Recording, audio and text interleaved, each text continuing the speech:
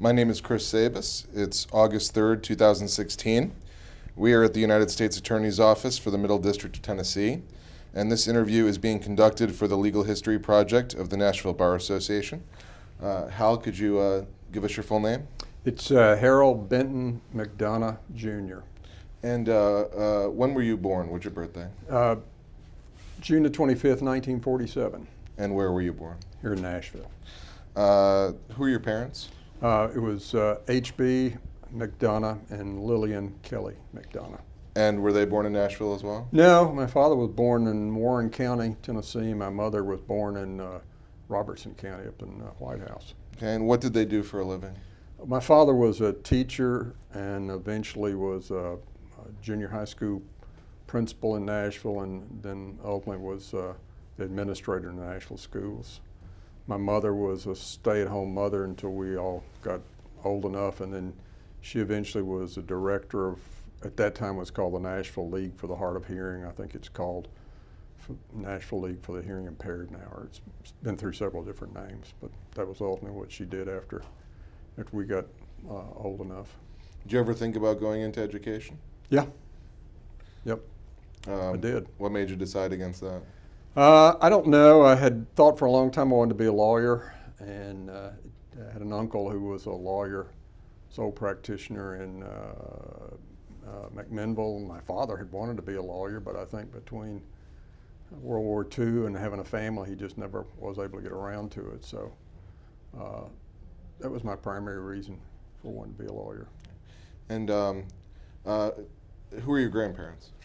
Well, on my father's side, it was my paternal grandfather was James Francis McDonough, and my paternal grandmother was Martha Susan Sane McDonough. On my mother's side, my maternal grandfather was Jasper Kelly, and my maternal grandmother was Pearl Kelly. And what business was your paternal grandfather in? Paternal grandfather, he was a farmer. Years before that, he'd been a cowboy, but ultimately he was a farmer in Warren County. What did he farm? Where or what? What? Oh, well, crops, livestock, just a small farmer. And what about your maternal grandfather? He was a farmer. He also had a mill in White House, Tennessee. Oh, interesting.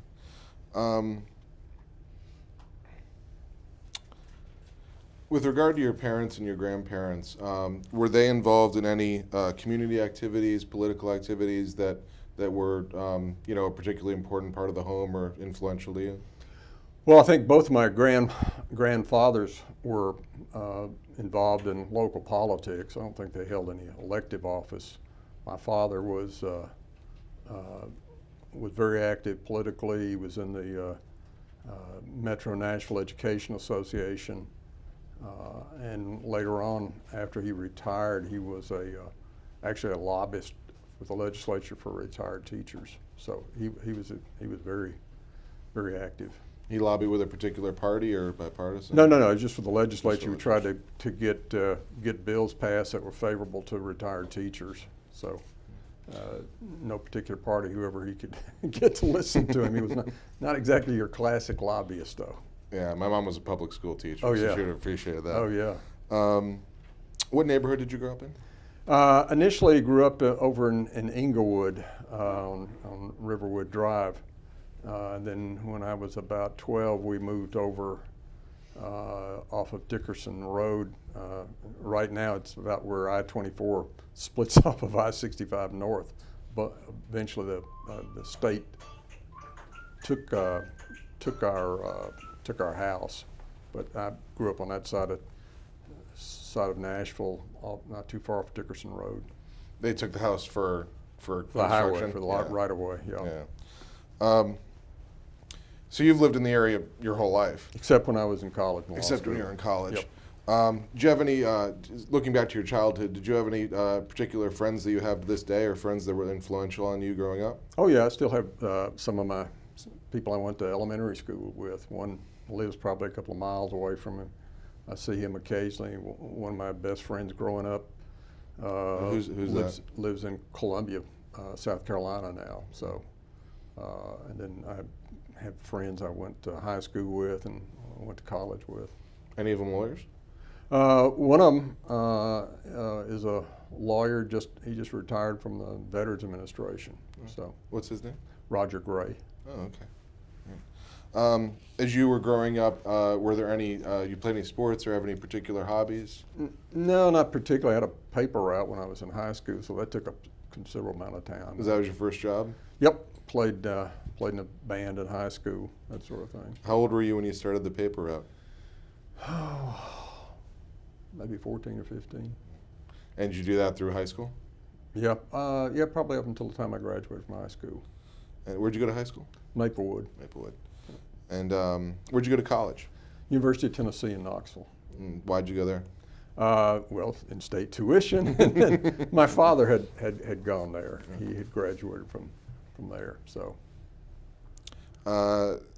what did you study there? What was your major? I'm trying to remember. I think it was political science and history. Did you have any particularly influential professors or courses on, how you thought about things, or even in pre-law? Did you do any pre-law courses? No, they really didn't have anything called pre-law.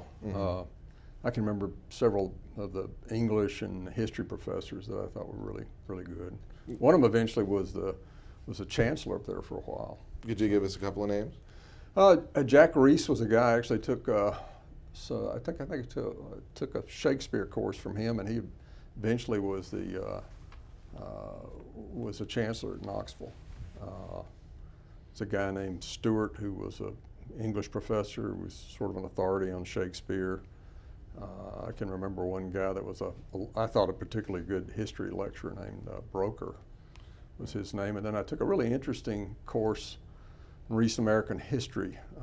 That professor was named Johnson, and no textbooks, just a series of paperback books, some of them novels. So it was a really interesting, fascinating course. You made me curious because I minored in Shakespeare actually in college. What's your favorite play? I don't really have one. I guess I didn't take enough of the courses to really be that much of authority on them. So, was that what you were thinking about teaching when you were thinking about teaching? No, I thought maybe it'd be history. Probably history. Did you have a job while you were in college? Sometime I worked in the cafeteria some up there when I was in college. Then in the summers, I primarily worked. I think I worked in the park. Metro Parks had some recreation areas they had stationed at different schools in the summer, and then also worked at the old Cooper and Martin grocery store one summer, and then I also worked several times in the summer, and in Christmas I worked at a Western Auto store out in Madison. So now you grew up locally and you went to UT. I did. Did you make any friends at UT that were particularly influential on you, or that you still Well, he's actually the guy I probably talk to still is the guy I knew from high school, and he and I roomed together in college, and then What's his name? Roger Gray. Oh, Roger Gray. Yeah. And what does he do now? I'm sorry. He was an attorney with the VA until That's a right, couple of months ago. And now he is retired, and so he and I roomed together during undergraduate, and I think maybe one year I was in law school. He didn't go to law school right then. He was majoring in psychology and was doing graduate work in psychology, and ultimately went back and went to law school. Did you ever have a chance to work with him professionally? It seems to me I talked to him once or twice when I had one or two civil cases, and the VA was the agency involved. Well, our focus obviously is going to be on law, and Yeah. so before I get into law school and then your career, just generally speaking about kind of your involvement in the Nashville community, have you ever served in the military? No. Okay. Where do you live now? I live out in Donaldson. Okay. How long have you been there? This is the second house we've had in Donaldson. Probably 40 years. Now, I know you've retired recently. Right. Apart from the work you've done that we'll talk about in more detail, have there been any particular social clubs, activities you've been involved in the community that you found fulfilling, or has it mostly been your involvement through law? Since I retired? Or, before or after? Well, let's see. I've been pretty active in my church, and then we have... Which church is that? It's Donaldson Heights United Methodist. And then it's been a while. I was on the board at the YMCA in Donaldson. So Okay, great. did some work on that and the other things here and there. When were you on the board at the YMCA? Oh boy, probably early 80s maybe. Anything particularly memorable about that experience? Well, at some point I eventually came around to, I was the chairperson of the board, and at that time that Y was going through a pretty substantial expansion, not that I had anything to do with it, but before we'd had a pool that was off-site, and so we sold that property and then built a pool on the site where the YMCA was located, and so it was beginning to expand at that point. And you go out there now and they're expanding again, so it really has exploded out there. You still a member there at all? Yeah, yeah. This is a little bit of a general question, but trying to get your thoughts. Leaving aside law for a minute, which we'll get into more. You lived obviously through some major events in the course of your life. Are there any major events that you felt had a particular impact on you or effect on your life or your career? I don't know that I could talk about any particular one event. When did you first become interested in law? I don't know. I'm sure it was maybe in junior high or high school. And you mentioned you had an uncle who was a lawyer. Any other lawyers in the family? Well, my son's a lawyer, but as far as, no, I can't say that there are. Where'd you go to law school? University of Tennessee in Knoxville. And they had a plan back then where you go 3 years to undergraduate, and then you could go to law school, and your first year of law school counted as your last year of liberal arts, so you could actually finish undergraduate in law school in a total of 6 years as opposed to 7. Did you ever think about going somewhere else? No, not really. Like I said, it was in-state tuition. What was your favorite course in law school? I don't, I had some really good teachers. One professor in particular I thought was really a good professor who taught equity. So What was his something name? I never get to use anymore. But What was his name? Overton was his name. I had several courses under him. Just for any young lawyers who might see Oh, this. and one of the professors I should talk about was Don Payne, who I think just passed away a few years ago, who's been taught there for a while. Then he was in private practice, and then I think he was doing one of those courses that you could take every year for CLE credit. He was a really inspiring professor. What did he teach while you were there? Well, he taught evidence, which I thought I benefited greatly from his teaching on evidence. And at the time that I was in law school, Tennessee was in the process of changing over from sort of a mishmash of procedural rules to basically rules that coincided with the federal rules of procedure. And so he was right on that cusp of changing over. So it was fortunate to have him as an instructor for that. I have to say that it's not often that I hear the word inspiring along with the word evidence. Yeah. Was there? But I mean, particularly in the line of work I wound up going into, what I learned from him in evidence has been invaluable, I think. Was there anything in particular about how he taught? I mean, was it Socratic? Was there anything in particular about his style? He was a very dynamic guy. He was a funny guy, and he just was very good about explaining and laying it out. Did you work while you were in law school? Off and on. Well, mostly it was in the summers and at Christmas time. And did you meet any future lawyers in law school that you've stayed friendly with in your practice? Mike Noel, for instance. In fact, I just saw him going out. So he and I were, I think maybe he was a year or two ahead of, well, I guess he was maybe a semester ahead or something like that. And what does Mike do? Has a criminal practice still, and he and I worked together in the district attorney's office. So I've been knowing Mike off and on since law school. You have any particular cases against him that ring a bell? No, Just looking back at law school and your career, how do you feel about the value of the law school curriculum? I mean, you said you found evidence helpful. Do you think that law school took the right approach to training lawyers? Yeah, I mean, it was a little bit nerve-wracking that the only exam you had was the final, and so everything wrote on that one day for a few hours. Never thought that was particularly fair, but. Would you do anything different about the way that we teach law in the United States today? Oh, I don't know. No, I don't have any specific suggestions that I would make. Are you married? Yep. What's your wife's name? Charlene. And you said you have children. How many children do you 3. have? And what are their names? The oldest is Kathleen, then Eleanor, and then Benton, B-E-N-T-O-N. And what are their ages? Okay, this is good. Kathleen is. I won't harp on it too much. Yeah, Kathleen is 41. Eleanor is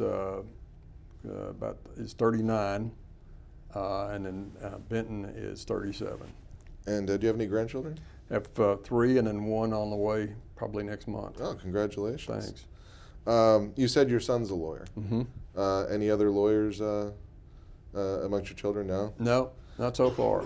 Did you recommend a legal career to him? No, I mean, I said if you're going to do that, I had some suggestions about what he ought to do in undergraduate and so forth, but no, never suggested to him that they do that. Would you recommend a legal career to someone today? Sure.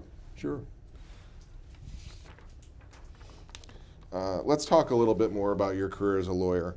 Where did you take the bar? Knoxville, it's law school. And what was your first job? Legal job.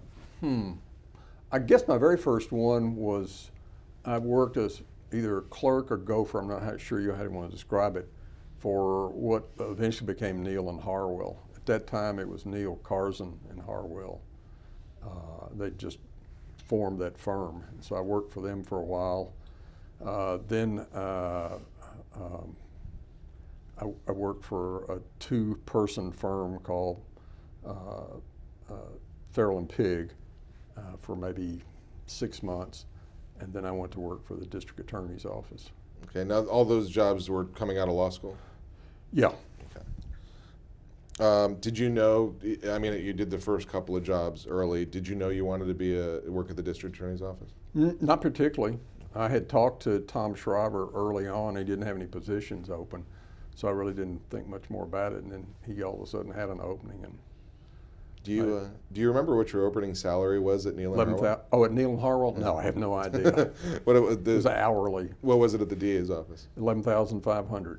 I take it that was more than you made on the paper route? Oh, yeah. It was a pretty good salary back then. They had just raised it, so it was a respectable salary back then. How were the salaries at the DA's office then compared to private firms? I don't have any concept. I'm sorry. I think they were pretty decent back then. I think it's gotten worse over the years, much worse. So the first job where you had real cases in a docket would have been the DA's office, right? True. What was your early docket like? What kind of cases were you handling? Well, you started out rotating through General Sessions Court, and then I think 2 weeks in General Sessions Court and 1 week in Juvenile Court. So you actually had some fairly significant cases in Juvenile Court. What was your daily routine like? I mean, I take it you were in court a lot. Was. You know, if you were in General Sessions Court, you get this multi-page docket with all these different cases, and you rarely knew what they were about until you got into court. You had a little bit more time for preparation with some of the cases in Juvenile Court. Thinking back, and we'll stay at the DA's office at the state level because obviously federal practice is different. Looking back on on your early time with the DA's office. Is there anything different about legal practice in the DA's office or at the state prosecutor level today versus what it was back then? Any major differences that you find interesting? Well, I don't know that I know exactly what goes on. It's been so long since I've been in the DA's office. My perception is, they have more time to at least know what the cases are about. I do know that I think from the time that I first started that they certainly do a much better job of dealing with particularly victims and also witnesses, but particularly victims. That has improved over the years from when I first started. What was the first, I could say major case or important to you? What's the first case you had that really sticks out in your mind as a major case or an important case for you? First case I ever tried was a jury trial on a guy that I guess robbed a restaurant on West End. And it was basically an eyewitness identification, and the jury hung up the first time we tried it. The second time, and they convicted him. I think that's the first jury trial I had. Who was the judge on that one? Judge Leathers. Do you remember was there anything particularly humorous that happened during the course of that trial? No, I don't. Just expanding on that, in your focusing on your earlier time at the DA's office, you're in court a lot. A lot of the cases, you get them and you're in court 5 minutes later. There have to have been some funny moments in those. Would you share an anecdote with us? Well, there was a very, very fine, very successful defense attorney named Lionel Barrett. But I had many cases against Lionel, just a terrific guy and a terrific lawyer. And I know that Lionel got a lot of mileage out of a case that he and I tried of a defendant named Hubert Putt. And Mr. Putt was sort of a serial holdup man. And he had been prosecuted some years before by two prosecutors in the office named Arnold Peebles and now Sixth Circuit Judge Martha Daughtry. And they had prosecuted Mr. Putt for robbing a women's clothing store on Hillsborough called Catherine Stout Shop. And they had introduced evidence of several other robberies. It's like 404B evidence today. And at that time, juries not only determined guilt or innocence, they also determined the punishment. And so usually, if somebody was convicted of armed robbery, juries usually gave them the 10 years, which was the minimum sentence. When after they'd introduced evidence of several other robberies, the jury convicted him of that one and then gave him 75 years. So that's a costly robbery. Yes. Well, on appeal, the Court of Appeals decided that was too much, and they reversed it and sent it back. And by the time it got back, it was they were long gone. His defense attorney quickly got off. The judge that tried the case initially granted Mr. Putt's motion that he recuse himself. So there was a new judge, a new prosecutor, and Mr. Putt decided he wanted to represent himself. And Lionel happened to be walking down the hall when they were looking for a judge, and they grabbed Arnold, when they were looking for a defense attorney, and said, "Mr. Barrett, come in here. We're going to appoint you to be what's now referred to as elbow counsel for Mr. Putt." And so Lionel got a lot of mileage and funny stories, I think, at defense attorney meetings talking about his experience with Mr. Putt. And Putt decided he was going to do the cross-examination of the witnesses himself. Lionel would try to give him advice, and Mr. Putt, in ugly terms, would tell Lionel he didn't want to hear from him. And I know Putt was cross-examining one woman who had identified him as had 4 or 5 other women at the store, and he, in his cross-examination, said, "Do I look any different?" And she said, "Yes, only uglier," which got a lot of laughter from the jury. And when it came time for the defense to put on their case, Lionel stood up and announced that for ethical reasons, I will not be conducting the direct examination of Mr. Putt. So Mr. Putt got on the stand, and testified about things that had nothing to do with the case. Some people think I'm the devil, little children. I mean, after about 30 minutes, I objected on the grounds of relevance. At that time, Judge Cornelius sustained the objection, and Mr. Pruitt said, I've got nothing more to say. So I got up and probably violated the rule you always tell attorneys not to do on cross-examination. And I said, Mr. Putt, why did you go out there and stick that gun in that woman's face? And before he could answer, Lionel objected because it was outside the scope of direct. So it was near recess, so the judge recessed, and we had to research that night and argue the next morning that, in fact, in Tennessee, you could cross-examine outside the scope of direct. He then allowed me to ask the same question again. Mr. Putt had all night to think about it, and I said, Mr. Putt, why'd you go out there and stick that gun in that woman's face? And he leaned into the microphone and said, to commit armed robbery. The next lesson from that is, I said, no more questions. I was going to ask you why you asked the why question, but I guess that sums it up. So, but yeah, Lionel and I used to laugh about that a lot because he got a lot of mileage out of that. So that's one that always comes to mind as a funny story. You mentioned the early dockets that you were on. As your career evolved in the DA's office, did you develop any particular specialty areas? No. Ultimately, several of us were in a unit that was called the Special Prosecution Unit. Other people in the office call it SPEW, but it was cases that were of more significance, and you would try to get that case and handle it from the start. In the DA's office, oftentimes, you'd handle a case in General Sessions Court, and if it was a felony, it got bound over, and somebody in the criminal court would inherit the case. And with that one, they'd take significant cases, and you would you would handle that case, all the way, basically. So, at the end of my time at the DA's office, I was doing those kind of cases. How did that change your routine? I assume you were in court a little bit less. Probably a little bit less, yeah. Probably had more time for preparation. Which way of practicing did you enjoy more? The more time preparation. The time we had more time for preparation. Hopefully to avoid surprises. Did you become as your career advanced in the DA's office? Did you become involved in any bar associations? I was initially I was a member of the Tennessee Bar Association, and then was a member of the Nashville Bar Association, but I'm not a member of either one of those at this point.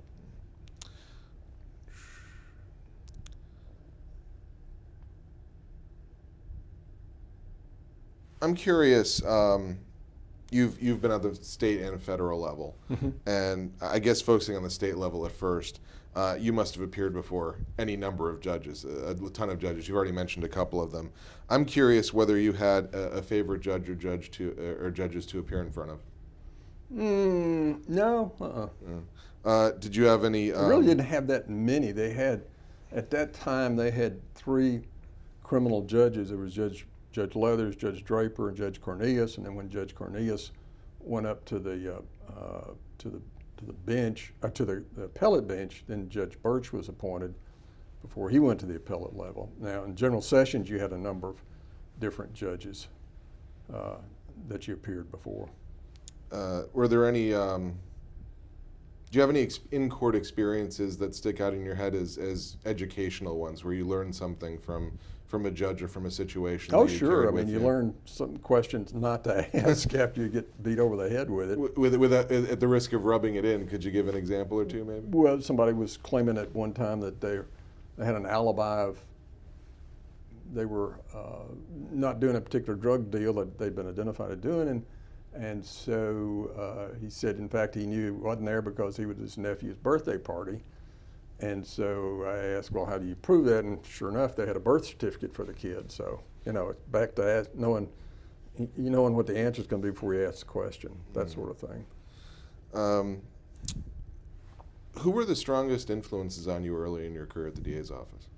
Well, actually, before the DA's office, one of the people that I always consider a mentor was Aubrey Harwell. I mean, he was very helpful to me early on. As I said, I worked as a gopher or a clerk at what eventually became Neal and Harwell. So he was very helpful. And Tom Shriver, who was a district attorney, was very helpful. And then, you know, a couple of people who really weren't that much further ahead of me as far as time, but Aaron Wyckoff and Doug Thorson, DA's office already when I got there, and I certainly learned a lot from them.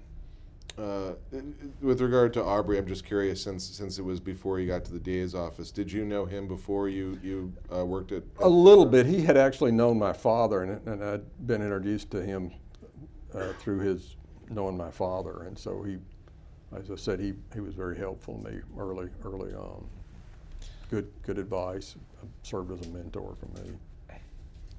You remember any particular advice or anything you learned from him in particular? No, I mean, he would always emphasize and be sure to keep your ethics. I mean, if he said that once, he said it 100 times, which is, you know, seems like pretty logical, simple advice, but it's great advice. When you were at the DA's office, did you generally try cases on your own, or did you have co-counsel? Both. Did it both ways. Eventually, when I was in that special prosecution unit, usually there were two of us.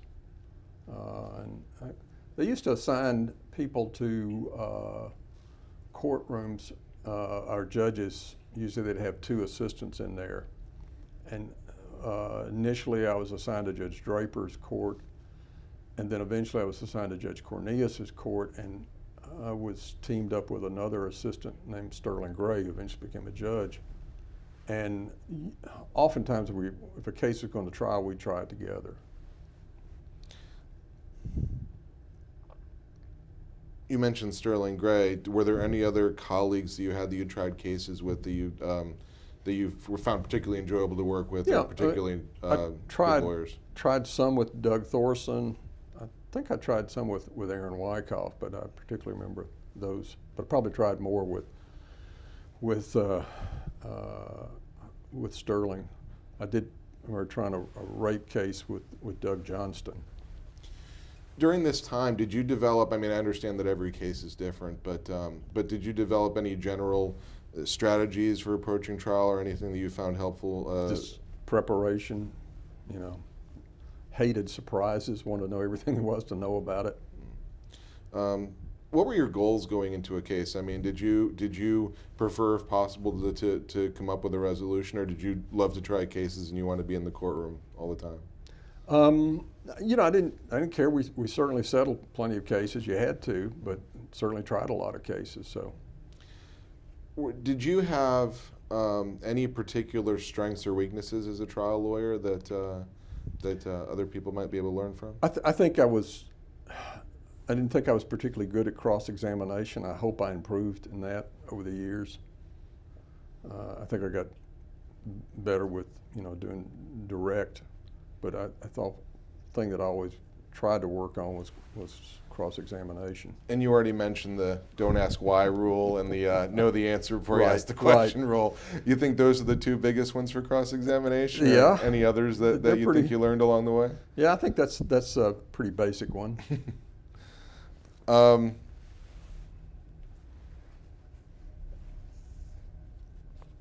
I want to ask you about a couple of particular cases. I did some research and found a couple that I thought looked interesting. Do you remember the Ramsey Kilgore case? I do. It was May 1981, I believe it was the trial, and it was a murder case. Could you describe the facts of that a little bit? The Ramsey Kilgore's wife was the director of a beauty pageant called the Tennessee Idol of Miss pageant. She was in the process, or I guess in the process of putting on the show or the pageant for that particular year, and a lot of it centered around the activities surrounded their home. Maybe this was the day before, or a couple of days before the pageant was supposed to start. There was a guy who either did the sound or music for the pageant, who I think was staying in their house. Is that Gene Reardon? Yeah, thank you. I couldn't think of his name. Gene Reardon and Mrs. Kilgore were downstairs. He was playing the guitar. She was, I think maybe they had some wine to drink. And Mr. Kilgore, Ramsey Kilgore, suddenly came downstairs with a pistol in his hand, pointing it at them and accusing them of having an affair. He then told them to get undressed. They did, with the exception of Jean Reardon will have one sock on. And she tried to argue with him, don't do this, and then he just opened fire. I think my recollection is that she was between her husband Ramsey and Reardon, and she took the brunt of the bullets. Reardon was wounded, but managed to escape. She didn't, she died. And he ran to a neighbor's house. And we always talk about how, imagine being the neighbor that you hear a knock on the door late at night and come to the door and there's a guy standing there naked except one sock and covered in blood. Was there a reason that the one sock stayed on that ever came out? I don't know. What was his defense? Well, I think my recollection is he testified, and I believe he claimed that he didn't have any memory of what happened. He was somebody who was subject to seizures. I think he was taking medication for seizures. And at one point I anticipated maybe there was going to be some type of either insanity or some other similar defense based on his condition, but that never came to be. But my recollection is his testimony was he just didn't have any recollection of what took place. So it's kind of like the Chicago defense. I didn't. It wasn't until I was washing the blood off my hands that I realized they were dead, kind of thing. Right. He testified, right? Yes. So how'd you approach that cross-examination? Don't have a whole lot of recollection about that. I do remember sort of responding back to something the only recollection of I have is that he several times kept repeating, "Oh, I've been through so much," and I think I sort of responded and parroted that back to him sort of sarcastically. But I don't remember what the nature of the cross-examination was, because he was saying, "I don't remember anything." Now, the fact that popped up in my Google search more than 30 years later indicates that there must have been some public interest in that, given who the victim was. I think his lawyer at the time was very successful, very good defense attorney named Joe Binkley, Sr. And on more than one occasion, he had defendants that he allowed to be interviewed by a newspaper reporter. One reporter in particular was a guy named Mary Bers, and they would try to give a very favorable statement about what his defense was. And I think I recall that Mr. Binkley tried to call Larry Brenton as a witness so he could give this sort of as favorable as you could testimony, and I objected because of the hearsay, and the judge sustained it. And then my recollection is that's why Kilgore wound up having to testify. Given the apparent public interest in that case, was there anything that you recall that you had to deal with regard to press or anything that was unusual? No, I do remember doing some research on this issue of he was subject to seizures, and doing a certain amount of research on epilepsy, which I didn't know anything about, in anticipation that might be his defense, although it turned out he never really put on any expert testimony about it. He just testified himself that he didn't remember. Right. Yeah, it struck me as an interesting defense just when I was reading the articles. Did you at any point feel any concern? I mean, he got the conviction, obviously. Yeah, sure. Were you at any point concerned that the jury might go for that? Always. People will tell you, I'm not a very optimistic guy when it comes to trial. It only takes one, I guess. Yeah. You mentioned Sterling Gray before, right? And I did want to ask you a little bit about Mr. Gray. I know he became Judge Gray afterward, and then obviously ran into some terrible difficulties. Was indicted and eventually killed his wife and killed himself. Yeah. What was I think that it might help, for people to have some perspective on his legal career before all that happened. You worked with him before he became a judge. Can you talk a little bit about him, what Sure. he was like, his strengths, weaknesses as a lawyer? He actually, the first time I met him, he was an investigator. At that time, the district attorney could have several investigators. Anytime there was a homicide, one of his investigators would usually go out and participate in the investigation or get all the information they could. Sterling had been a police officer, and then Tom Shriver had hired him as an investigator. And while he was working as an investigator, he went to law school at what was then the YMCA Law School, now the Nashville School of Law. And then after he got out of law school, it was, General Shriver moved him up to being an assistant DA.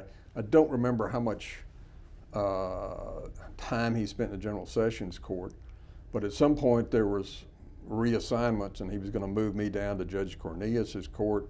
And I remember him talking about, well, I'm thinking about moving Sterling Gray in there. You think you guys can do it? And I said, oh, sure.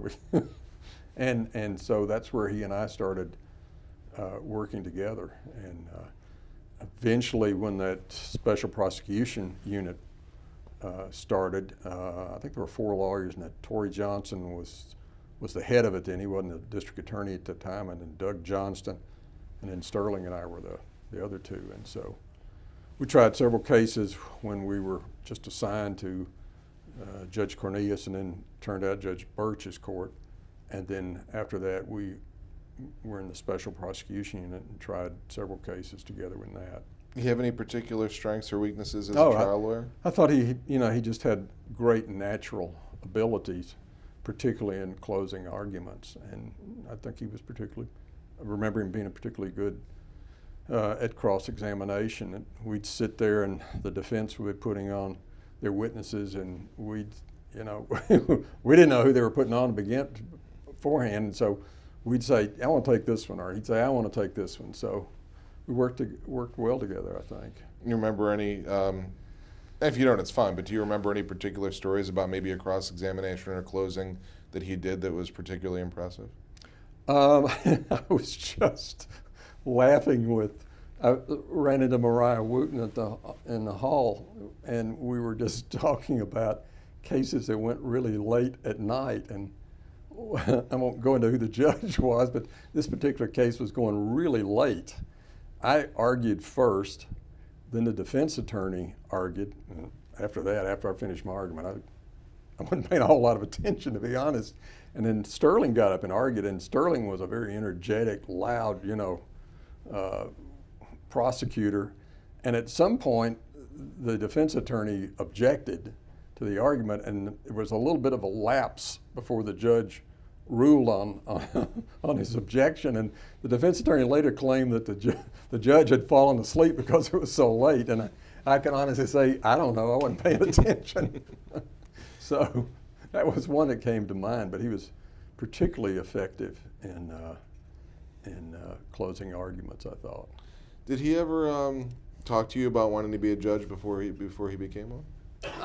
Yeah, and in fact, about the time I was leaving to come here, there were several vacancies that opened up, and he had said he was going to initially he was going to run for General Sessions judge, and then one of the criminal court judge vacancies happened, and he just changed and started running for criminal court judge. Mm-hmm.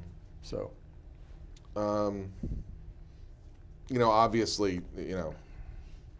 Obviously things turned terribly south, but Mm-hmm. when you were working with him, could you describe his temperament at all? Did he strike you when you were working with him as someone who'd be a good judge? Or? Yeah, I was totally shocked by what happened. Mm-hmm. Wouldn't have. In fact, I guess after I was working in the U.S. Attorney's office, at one point, I think one of the lawyers here said he was getting information from the police that Sterling Gray, who was a judge then, was taking bribes, and I was just incensed and just outraged that they even make that suggestion. I was just totally inconsistent with the person I knew. So. And I'm not. Forgive me. I'm not familiar with the facts as much. I wasn't here. Was there a federal investigation of him? No, not as far as I know there was, and I don't know. Mm-hmm. I shouldn't. If there was, I didn't need to be involved in it. But he was ultimately indicted by the state. Mm-hmm.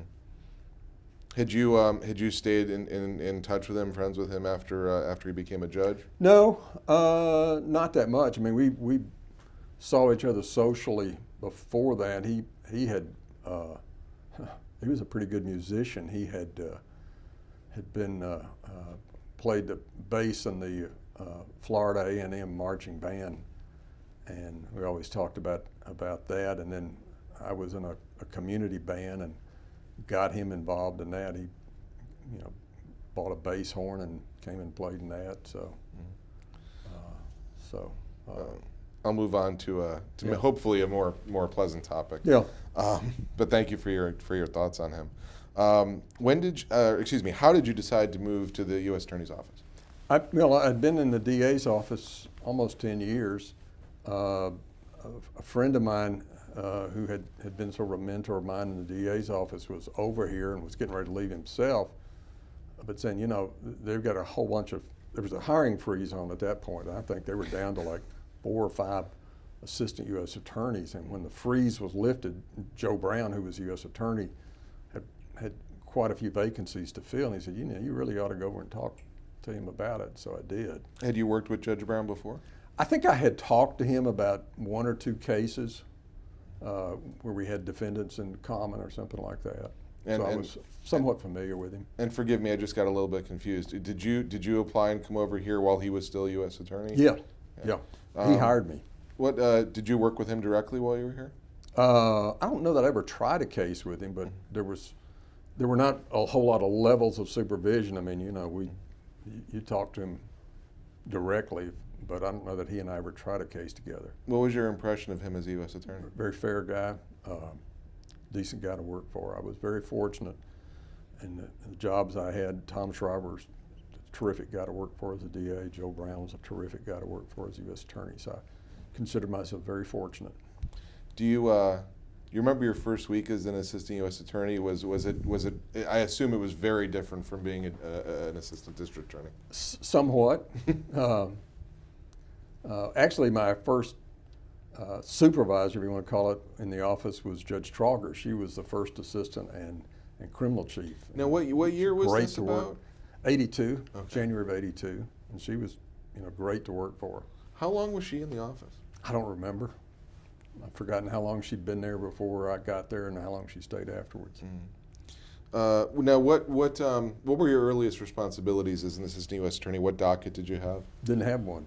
You just get a case. So there weren't divisions at that time, or anything? Okay. No. We handled criminal. You could handle civil if you wanted to. Did you handle civil cases? I did, some. Oh, what kind? At one point I was in the civil division, and I can't remember if it was in the civil division or in the criminal division. I handled a couple of medical malpractice cases, some slip and falls. I had one where actually went up defending the drug paraphernalia statute that had just been passed a short time before that. Now I learned we wound up having a trial on that. What was the outcome of that? Eventually, they forfeited all these different. It was a civil trial, civil forfeiture trial. Forfeited a whole lot of paraphernalia, and eventually went to the Sixth Circuit. Okay. Now I just learned something I didn't know, because I never knew that you had worked defensive civil cases. Which between defensive cases and prosecuting, which did you enjoy more? Oh, the prosecution. Why was that? Well, for one thing, I felt more comfortable at it because I've been doing it, and I found it more rewarding. You mentioned Judge Brown and Judge Trauger. Any other influential colleagues that helped you learn the federal practice when you came over? Oh, I was trying to think who was here at the time. Those were well, Bill Cohen was already here, so he was a big help. The judges I appeared in front of. Who were the judges on the court at that time? Well, Judge Morton had a lot of cases in front of him. Eventually, Judge Higgins came on, then Judge Wiseman, Judge Nixon. Tried cases in front of all of them. Any of those judges you particularly enjoyed trying cases in front of? It was always fun to try one in front of Judge Morton. Why was that? He was pretty direct. I mean, he just went, he went straight to it. He didn't like pussyfooting around, and Judge Higgins was that way. Judge Higgins' expression was, just shove the cold steel, just get to it. I hate to keep pressing it, but I have to ask, because I don't know very much about Judge Morton. I know Judge Higgins a little bit, but any particular examples that you can think of him being direct in court? Well, he would sometimes get involved in questioning witnesses, and this is really just a funny story that we were trying some case, and at that time he was trying most of his cases up in Cookeville. Mm-hmm. And we were trying this case of a guy that had assisted in transporting cocaine from Colombia, probably through Honduras, and ultimately to Nashville through Smithville. And there was a customs agent was testifying about how you could smuggle, and often they smuggle cocaine in these big containers of plantains that they were shipping in from South America. And so I said, well, explain to them what plantains are. And Judge Morton apparently had always said he had been a spy during World War II. He was an FBI agent, and I think was assigned to South America, but he always said I was a spy during the war. So I asked this agent, I said, well, would you explain what you mean what a plantain is? And Judge Morton said, I'll tell you what that is. It looks like a banana. You slice it and you fry it up, and it's real good. That's funny. And you mentioned Judge Higgins, who I'm a little more familiar with, being relatively new down here. If I remember right, one of the things Judge Higgins was known for on the civil side, if I'm keeping the judges straight in my head, was the rule on expert testimony, having to come directly from the report. I'm just curious on the criminal side of things if he had any particularly interesting rules or actually, guidelines. I think that the rule on expert witnesses had maybe originated with Judge Morton. Was it Judge Morton? Okay. I think it originated with him about having a witness statement and so forth. I don't think he really cared a whole lot for expert witnesses. I do remember one trial that I tried with Bob Washko, where we were here. We weren't here on July the 4th, but we straddled July the 4th, and I remember Judge Higgins always talking about closing arguments. I don't want any 4th of July speeches, and we're thinking this is the one time when you're going to, because it was right around the 4th. So I do want to ask you that I've got a couple of cases that I do want to ask you about specifically. But before I do that, I know you worked civil rights cases. Mm-hmm. You worked a lot of interesting cases at the U.S. Attorney's Office. I'm just curious, in the civil rights context or in another context, if to your mind there was a particularly important or significant case that you were very excited to work on, or if there were major events that took place while you were at the U.S. Attorney's Office that you felt had an impact on your practice? Well, I don't know. One that I thought was right significant was one that happened in Columbia, Tennessee, when some guys firebombed the, I don't think it was a mosque, but it's an Islamic center where they had their religious ceremonies. The Golden case. Yes. I was going to ask you about that. 3 guys with a lot of beer and gasoline and bottles, which is, I think, people in the Civil Rights Division will tell you is a fairly common recipe for their cases. But these guys had drunk a lot of beer, and they decided we're going to do something about that Islamic center over there and about the Muslims, and so they bought gasoline, put it in bottles, made Molotov cocktails, and tossed them and burned the place down. Fortunately, nobody was in it. Now, where was that again? Columbia. It was in Columbia. And that was in 2009. And they pled guilty on that, right? Mm-hmm. And Judge Eccles sentenced Mr. Golden to 14 years. Now, I don't remember the times, but yeah, they all 3 pled. Yeah. Now that was in 2009, and obviously fast forward 4 or 5 years, and you had the controversy with the Murfreesboro Mosque. Mm-hmm. I'm familiar with those 2 cases. Is that something that you saw as a trend during your time here? Mm-hmm. And where? Well, there was a time, I guess before the mosque burned, that there was a sort of a rash of burning of churches, usually African American churches. And I don't remember the years of that. I don't know that. Maybe we had one case. I didn't handle it. I think maybe Del Kennedy handled that one. Fortunately, it was in other places other than our district, but the same sort of thing where they're burning people's churches. Did that kind of, well, obviously not with more with the focusing on the mosques. Right. I assume that to the extent that you saw hate crimes, whatever you want to call them, dealing with that upticked, I assume, after September 11th. Probably, yeah. Oh, yeah, I think that's true. And were you involved at all? I honestly don't remember. I was here, but I was only here a short time.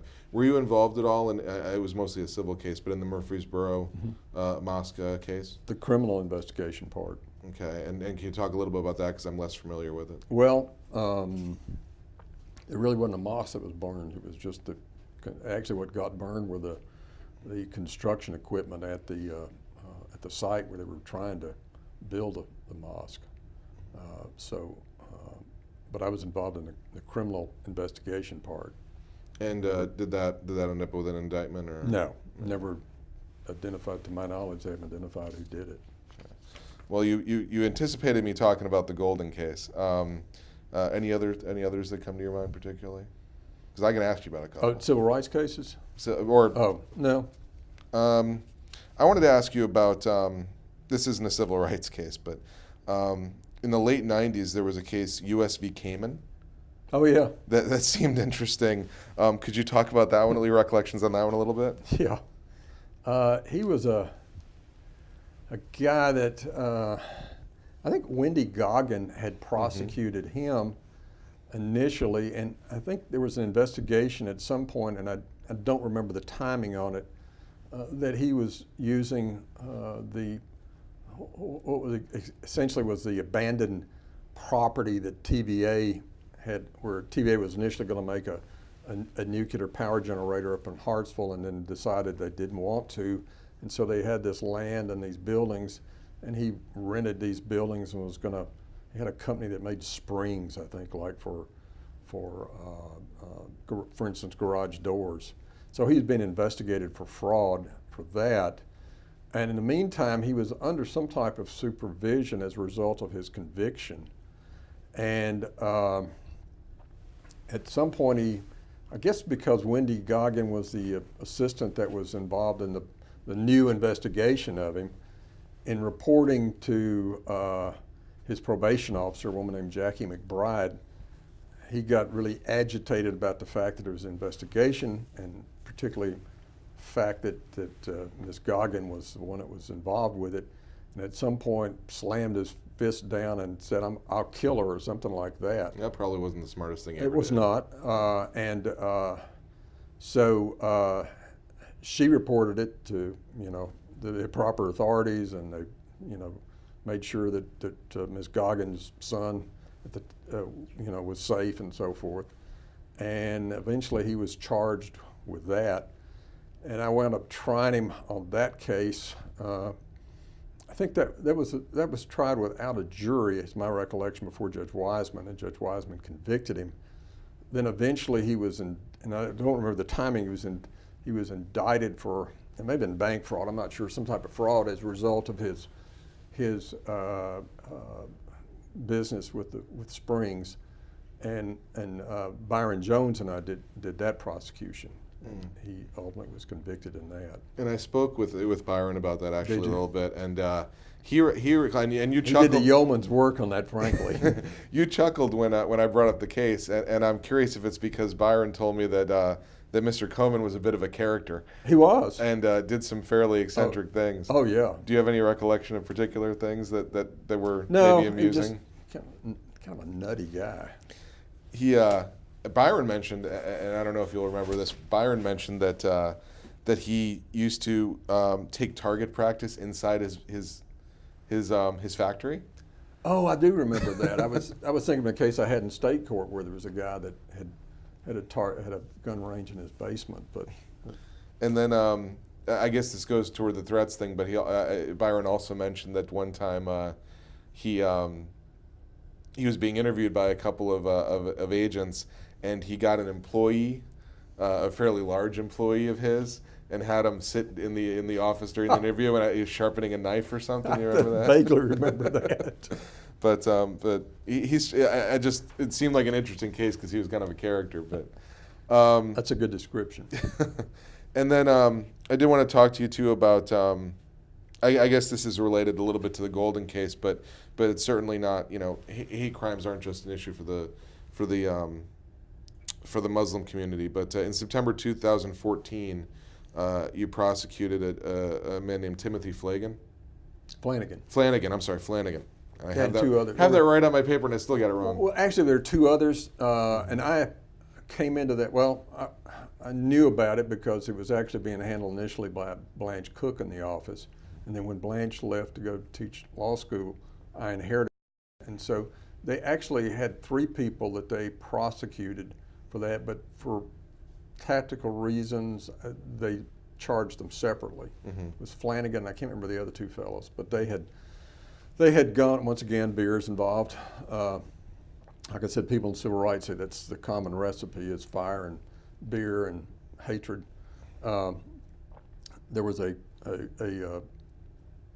couple, she was white, he was African American, and she had just given birth to their baby, and were living in a house down close to Pulaski is my recollection. And they decided it'd be a good idea to build a cross and go put it in the driveway and set fire to it. He was not at home at the time the woman was, and scared her to death. She didn't actually see it burning, but a neighbor pointed it out to her later on after it had already extinguished itself, and she was frightened and moved away. Had they had those particular defendants? Had they had any prior KKK affiliations? One of them had. I think Flanagan may have been the one. I remember they interviewed him, and I believe he was the one that had some prior association, and him trying to make a distinction between what he referred to as a cross lighting as opposed to a cross burning. And none of us ever really understood a distinction. I was going to say, what could the Didn't distinction really possibly be there? Right. We spoke about the cross burning and the mosque burning. Mm-hmm. There's one other more recent case you did that I wanted to ask you about. And I think you've done a couple of these in your time at the U.S. Attorney's Office, but it was an excessive force case with 4 police officers. I think it was just prosecuted two. Two. Humphreys County. I think so. Humphreys County. There were only 2. Okay. And I couldn't find the names of the gentlemen for the life of me, but I think it ended up in a hung jury. It did. Can you talk about that one a little bit? Yeah. I had one earlier, but that was some time ago where we had prosecuted a guy from the Civil Rights Division. I had prosecuted some jail guards at the Metro jail for beating a guy up. And we went to trial on that, and they got convicted, not convicted of a civil rights violation, but they'd been interviewed by the FBI, and we established that they had lied to the FBI when they questioned them. So the jury didn't find them guilty of the civil rights, but did find them guilty of making false statements to the FBI, which of course is a felony and which kept them from working as guards or policemen again. The 2 in Humphreys County, out in the, I guess, a rural area of Humphreys County, there was a report of shots fired, and the first deputy on the scene finds this one guy out there, and then 2 other guys show up from a neighboring house, and about that time, the 2 other deputies show up to assist him. They're talking to the 2 guys that are from a neighboring house. He's talking to the guy there, and at some point he tells him to take his hands out of his pocket, and the guy says, "I don't have anything in my pocket." And so at some point that first deputy grabs him, and they wrestle, and then they go to the ground, and then the other 2 deputies come over. And the first, at some point, one of the deputies pulls out spray, pepper spray or whatever they call it, and sprays, and he actually sprays it into the eyes of the first deputy. So he's out. The guy that had the initial altercation is out because he's wandering around trying to wipe his eyes. And his camera in his car is still running, so there's a video of the whole thing. And the 2 The two other deputies then, proceed to work, on the guy. And at some point, one of them is kicking him in the ribs with a boot. Another guy is taking his long stick and beating him with that. And so we prosecuted those two deputies. And the first deputy we called as a witness. The jury hung, and then we got ready to try it a second time. I was doing it with an attorney from the Civil Rights Division, and we agreed upon a guilty plea where they would plead guilty, but we would agree to recommend and agree to a probation sentence. So.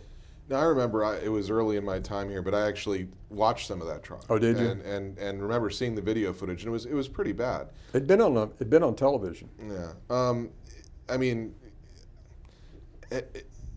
have you found that generally in cases involving law enforcement, the juries are more reluctant to convict? Yeah, I think that's true.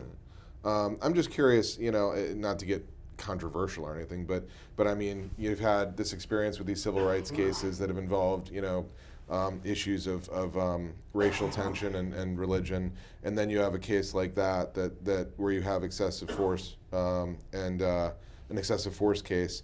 And the victim in that case was white. The victim in that case was white, were both white, and he was white. And right now we've got a discussion going on in the country about excessive force, and I'm just curious whether those experiences have given you any kind of perspective on the system, and if there's anything that can be changed or should be changed. I think it has, and my perspective is the important thing is training and training and training, and I know Chief Anderson here at the Police Department in Nashville is always talking about that, and training and communication. I know he has frequent get-togethers where he has ministers from churches, black as well as white churches, get together. And I think communication, but training, and you can see it in those, to me, you can see it in those situations. With the proper training, a lot of those can be avoided, I think. And is that training you're talking about, training as far as proper, techniques for subduing subjects or diversity? How to de-escalate a situation. Any of those, that's my take on it. That's one of the most important things you can have is just lots and lots of training on that. So that I remember one phrase that this guy we were calling to testify about training and so forth said, you try to train him not to be, as he put it, a bully with a badge. And I thought that was pretty profound. I brought up my suggestions. Were there any other cases that you did at the U.S. Attorney's Office that stick out in your mind? Well, I had a case. It was a wiretap drug case that was probably one of the early part of the heroin epidemic. Dennis Mabry was a TBI agent working with the DEA. Did an investigation with, I think, the Metro Police and TBI, and I think he really first ran onto this procedure that's unfortunately so common now that people who are heroin addicts can call a dispatcher number, and order up whatever heroin they need. They then would send out a courier. Usually it's some poor guy that came off a farm in Mexico who's just here to try to make a few dollars. And these guys would be supplied with balloons of heroin. Sometimes the color might be different depending on the amount. And these guys were given balloons of heroin. They would put the balloons in their mouths and drive around, and the dispatcher would take an order and send the delivery guy out to meet and turn over the balloon from his mouth with like the heroin Amazon Prime. Huh? It's like Amazon Prime delivery. Yeah, really. Yeah. Send them out to meet with the customer to take the money and deliver the balloon of heroin to them. If they got stopped by the police, they all had a bottle of water and they were supposed to swallow the balloons and hope that the balloons were good quality. So I think that was one of the earlier cases of that. In fact, the guy wrote a book. He was a reporter for the Los Angeles Times. Quinones, I think is his name, and the book was called, I think, Dreamland, talking about the opioid, going from the opioid increase in the use of opioids, and people go from prescription medications, eventually go to heroin, and how it's just purely a marketing technique that these guys have developed to market heroin. Sometimes they would be outside of a methadone clinic, and people were coming out getting methadone, and they'd give them the number for the dispatcher. And it was just purely a decision they'd made about marketing. So, and that Dennis Mabry's case was mentioned, and Dennis is quoted in that book. So that was, to me, was a significant one. And unfortunately, we weren't very successful because things seem to have exploded since then. And not just heroin, but meth. Did you ever work a meth case? I did. I had a case wound up going to trial with where the local police had come upon a house in rural Putnam County, and there was a young guy there with his girlfriend, and they were living in a house with a couple that was older than them. And the young guy had either been in an Amish or Mennonite family and had left. And as his girlfriend said, when he left, he went big time, because he made a really good meth lab, and had taken the basement of this house and made it, had all sorts of, I mean, it's a very sophisticated lab down there, and making some really good, if you call it good, but very high quality meth. And the police happened upon it. The girlfriend cooperated. They came there and found this meth lab and a lot of firearms. And eventually the guy that was the chemist, we reached a plea agreement with him. He testified and his girlfriend testified, and the couple that owned the house, for reasons I still don't know, went to trial and got convicted. And I think one of them has since passed away. I think he had a lawsuit against the Bureau of Prisons because he eventually had cancer and was arguing that they didn't correctly diagnose it. But that was, to me, a pretty significant meth case. My understanding is, I'm no expert, but my understanding is that meth is a particularly addictive and damaging drug. People that treat it tell me it takes a lot longer for people that are addicted to meth and people that are addicted to heroin to recover, if you can, from that. And it's particularly damaging to health. I think there's a term called meth mouth, where people that take a lot of meth, their teeth are just rot. I saw a headline the other day, and I didn't get a chance to read the article, sadly, but that someone won $3 million in the lottery. A meth addict won $3 million in the lottery and promptly invested it in more meth, which is terrible. But it was. You remember anything you saw in any of your meth cases that just particularly demonstrates how something crazy, how awful that an effect that drug can have? Well, I often wonder about the woman that was the girlfriend, the one she initially cooperated, she'd had a terrible life and was an addict and was trying to recover, and I don't know whatever became of her. She really tried, but I don't know how successful. The interesting thing was that the young guy who was the chemist, her boyfriend, as I said, his family was Amish or Mennonite. I think somebody told me they had a vegetable stand in Cookville on the side of the road up there. And I remember that when he pled guilty and when he was sentenced, his mother and father were there, and he had quite a few brothers and sisters younger than he was, and they were in that clothing that you would expect that they would wear. And the father had all the kids lined up on the front row watching what happened to their brother. I still remember that. And I don't remember what happened. I think he may have made parole or served his sentence by now. You You served as an AUSA under Ed Yarborough. I did. Actually, Ed and I had been in the district attorney's office at the same time. Ed's obviously a fairly well-known attorney in town. You ever try a case with him? I don't think I ever had I had cases against him. I'm trying to think if I ever actually had a trial with him. I don't think I did. Anything in particular that you remember about Ed as far as he's very fine attorney. He told me that when he found out that I was interviewing you, that I had to call you Hal No Deal McDonough. Do you know where that came from? Yeah, one of my good friends and one of the people I met early on in the district attorney's office was a guy named Aaron Wyckoff, and at some point, Aaron and I were assigned into one of the criminal courts, and it was one of those days where you usually had a docket with a lot of different cases on it, and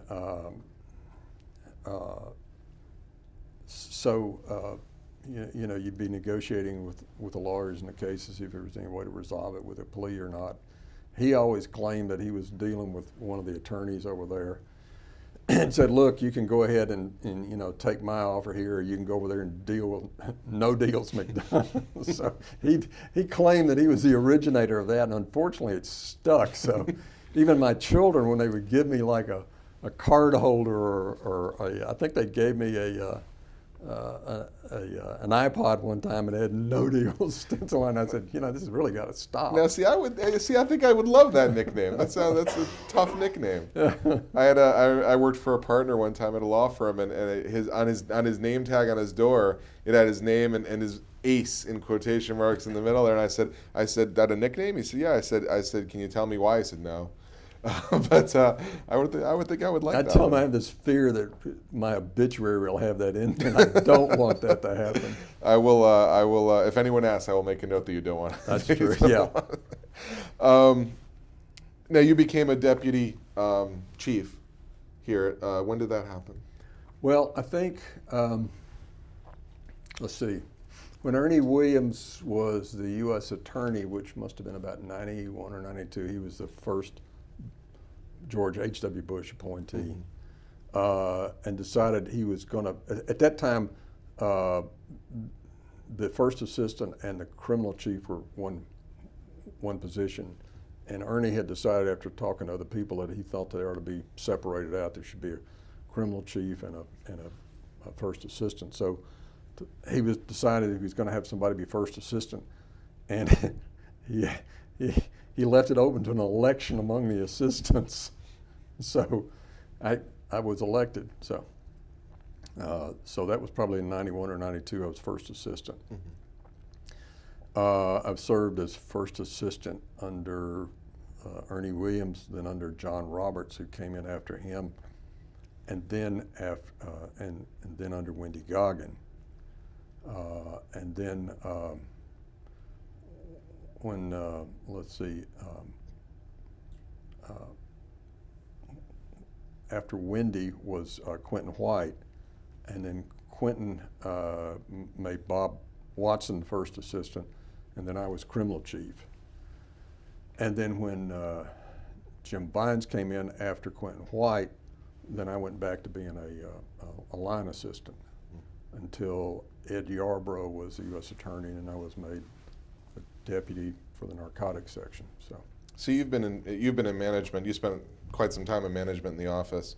I'm just a lowly line guy. How did being in management affect your perspective, if it did at all, on the work the office does in prosecuting cases? Well, I remember early on somebody saying that there will be a significant change, that before, if you walk to a bunch of people at a water cooler, that you could keep talking and be conversation, but when you became in management, when you came to that gathering, people would just disperse like quail. But I didn't find that to be completely true. But it had to be interesting just seeing that. I mean, did it give you a new perspective on the number of cases that were going on and the size of what was being done? Sure. Because I know we have a relatively small office that handles a growing area. Right.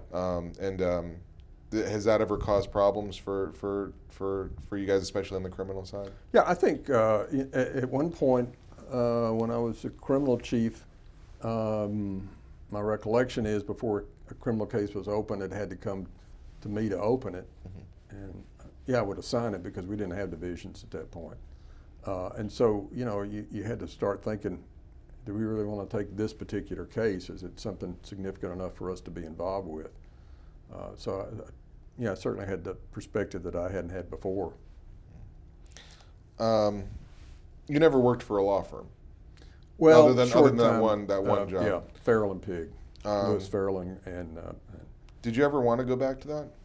thought about it and just, you hear people at conferences and training sessions at the NAC talking about this is the greatest job in the world. I think, well, there's an argument to that. So. Obviously you like the job. Is there also a work-life balance aspect of that decision? Or? That has something to do with it, sure. You got to keep track of your hours, but not to the extent that you would in private practice. Yeah. What do you think, looking back on it, what do you think have been the biggest rewards of having a legal career? I've made a living for one thing. I think it's something I can take pride in what I've done, and I hope it's been an opportunity to, right some wrongs. Certainly, in those cases where there've been victims, I certainly have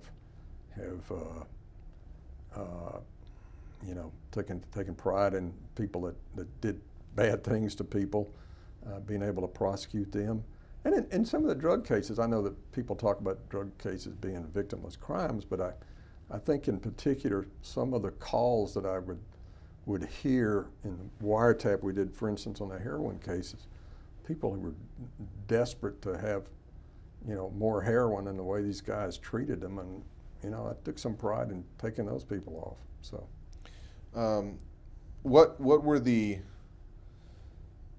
toughest parts of it? What parts of practicing law do you look back on and you're just glad, boy, I'm glad I don't have to do that anymore? Well, I would pick up the newspaper after I retired, and I'd see about some big drug bust or who was doing what and so forth, and I'd think, I don't have to worry about that. Other than that, as a citizen, but is worrying about should we be doing this, or how should we, be working on this? And you don't have to make those decisions anymore. Don't have to make those decisions. You mentioned the drug cases. What do you see? I mean, the different cases you worked, civil rights, drugs. What do you see as from your perspective, being your most significant contribution to the community as a lawyer? I don't know. I mean, I don't know that I'm the one that can answer that. Mm-hmm. I hope it was, but you've practiced over a significant period of time. I'm curious if you see the legal profession as having changed fundamentally at all in that time. For example, just to make it a little less broad, but for example, civility amongst attorneys, collegiality, the relationship between prosecutors and defense attorneys, has that changed at all in the time you practiced? I really don't think so. I mean, you're going to have some people who are jerks in any situation, but I'll have to say I really don't see some of the examples I hear from colleagues and other places that I just don't see that generally here. Mm. Like I said, I was in the hall with Mariah Wooten, who's been on the other side with me for years and years, and we were telling old war stories. So at least, I don't know if Nashville's different or not, but it just seems to me that there is a real collegiality. And every once in a while you get somebody from out of town who doesn't have to practice here, and you'll get a dose of that. But generally, I think there's a really good. I understand when they have to do a job. They understand I have to do a job. So, I'm not going to ask you to rank them or anything, but when you think about the best lawyers you've ever worked against, the best defense lawyers you've ever faced, who comes to mind? Well, I mean, Joe Binkley Sr. was an excellent lawyer in state court. I certainly learned a lot from him. Getting beat, and then I would be able to learn from those and do the same back to him. I didn't have any trials with Ed Yarbrough, but he's certainly an excellent attorney. You laughed a bit when you were talking about Joe. Is there any particular story that stands out? No, he represented Kilgore in the Ramsey Kilgore case. He represented when I was not in the DA's office very long, Tom Shriver prosecuted a couple of guys for killing a Grand Ole Opry star named String Bean Ackerman. And John, and I forget what the other guy's name is, John Brown and his cousin were the two that waited at String Bean's house when he and his wife came home from his performing on the Grand Ole Opry. And they killed both of them.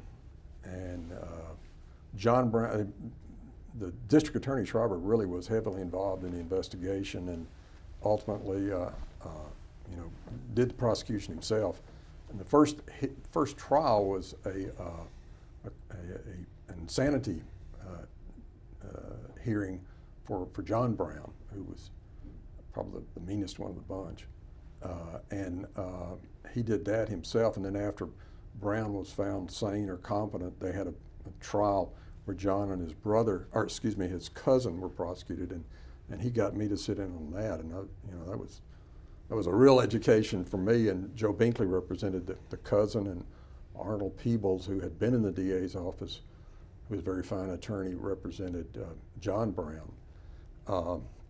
The funny thing about that was, he was such a great guy to work for. Tom Shriver was. Let me question witnesses. I remember maybe the first witness I questioned in that was an Opry performer named Grandpa Jones, he was the guy that found their bodies, and he was just a great witness. I mean, his stage presence really came across in that. And he let me, question several of the witnesses, and he let me be the first argument, which was pretty astounding for a young guy. If I'd screwed it up and they'd waived argument, he wouldn't have had a chance to argue. And the confidence that he had in that was just really amazing to me. The funny thing about that was one of the detectives wrote a little book about it called The String Bean Murders, a little bitty paperback book, and my wife bought me a copy of it for Christmas or something, and I'm looking through there, and I don't see my name in there. And I go and I see him talking about witnesses that I knew that I had questioned, and he's attributed to Tom Shriver. So, I mean, I'm not sure there's any record of it, but I'm telling you, I was in that trial. In fact, Tom Thurman in the DA's office, I went to his retirement the other day, and I was reminding him that first time I met him, he was a court officer for Judge Cornelius, and I said, I remember you being a court officer during the String Bean trial. He said, well, that was actually my first week at work.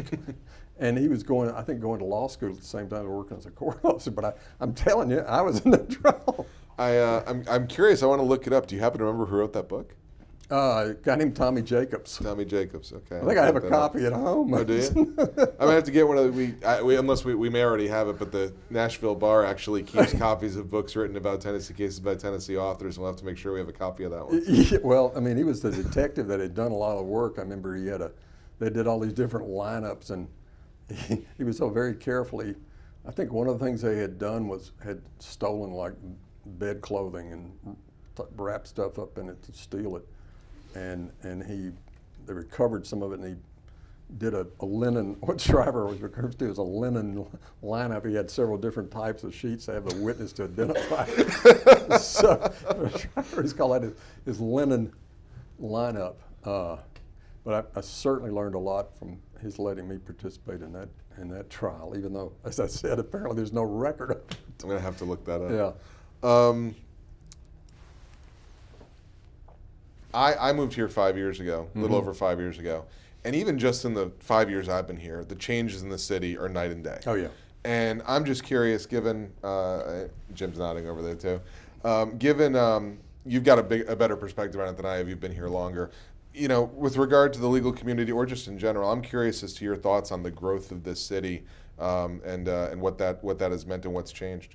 Well, I don't have any real concept of my view in the legal community is pretty narrow, to be honest. I know who does defense work, and I have some idea who does state defense work, but there's such a world out there that I'm not a party to and not involved in. It's hard for me to know it. it has to be a consequence. I certainly have, growing up in Nashville, I certainly am aware of all of the changes in the town, apart and aside from seeing cranes every place. But I think about my father was a principal at a junior high school over on Gallatin Road called East Junior, and so I lived in Inglewood, but I remember, spent a lot of time over in that area. And it was I guess I'd call it a middle class, blue collar neighborhood. And then it probably went down a little bit after a while, and now it's just, if you try to buy over there now, don't tell him what it'll cost. But it's interesting for me to go back in that area where I grew up and, where I roamed around when I was a kid to see how much that's changed. So Overall, positives and negatives and everything, but overall, do you think it's for the better or for the worse? Oh, I think it's for the better. I mean, that's still. I mean, now when I have to come up here and fight the traffic, I'm thinking this is crazy. But Yeah. I think that's the biggest, that and housing, and I know that the council's wrestling with that now about low-income housing. Those are two potential problems, obviously. But boy, you try to drive into town, and it's a nightmare. Only having 50 parking spots at the new courthouse should be interesting. Yeah, somebody asked me, what do you really miss about the job? And I said, well, I certainly miss most of the people I work with. And I miss that parking place. when my wife and I are doing this bluegrass, I don't know if you want to record this or not, No. but this bluegrass series at the Ryman every Thursday night. And before February, it's in July. So last year, she would ride in with some friends of ours, and I would meet them, and I would just walk down there, meet them. We'd go to dinner and go to the Ryman, and after it's over, I'd hike up here and get my car out of the parking garage. Yeah. And now I'm having to slip around here trying to find a parking place that's not outrageous. And I'm doing exactly the same thing between the Predators and TPAC. Oh, It's yeah. like I thought to myself, if I didn't have the spot, what would I do? oh yeah, That's funny. yeah, yeah. I missed the parking place, and I missed the people. This one's just a personal question, not a curiosity, because you worked in state court too. Did you ever try a case against Rich McGee? Oh yeah. He happens to be my neighbor. Is he really? And so I was just curious what your impressions are of Rich. I Great hear guy. from everyone that he's a And brilliant sometimes lawyer. when people are looking for lawyers, defense attorneys, I often refer them to Rich. Mm-hmm. Yeah, no, he was in the public defender's office when I was in the district attorney's office, and great lawyer. And I tried a bunch of cases with Rich. This is the last time I'll ask this question, I promise. But any particular anecdotes come to mind? I just remember, that I can rib him with. I'm trying to think if that was the trial. I think it may have been, again, it's another Lyle Barrett case. Two guys that were charged with holding up a liquor store. I think it was over on Lafayette. And the owner was supposedly going to make an identification, but there was other evidence. A pretty alert police officer had heard the call going out on the radio and had wound up stopping these guys. A pretty good case on them. I remember I'm sitting there at the table getting ready to start the trial. I started talking to the witness, the guy that owned the liquor store. And I said, you recognize these guys? And he said, which one did which? And he identified them wrong, frankly, as to what part each one of them had played. So I'm like, oh, great. So I go over there and I tell the other side, Rich, and I think Patricia Newton was the other lawyer from the public defender's office working with him. And then Lionel Barrett was representing the other guy. And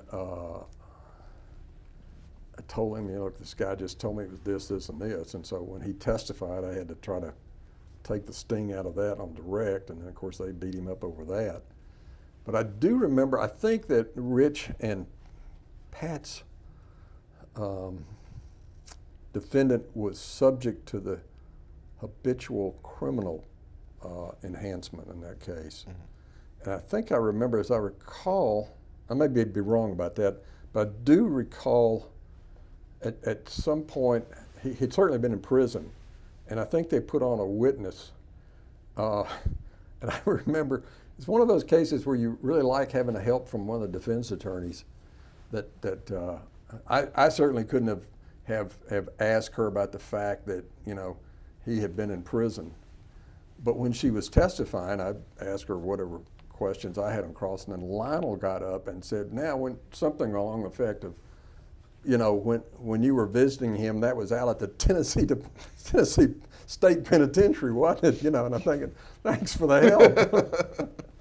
And as I think my recollection is, as the jury was out deliberating, he was on bond and never came back. And that's why I'm thinking it was a habitual criminal case, because I'm thinking we went ahead and proceeded without him to do that part, because at that time it was bifurcated. The jury would come back and find their guilt on the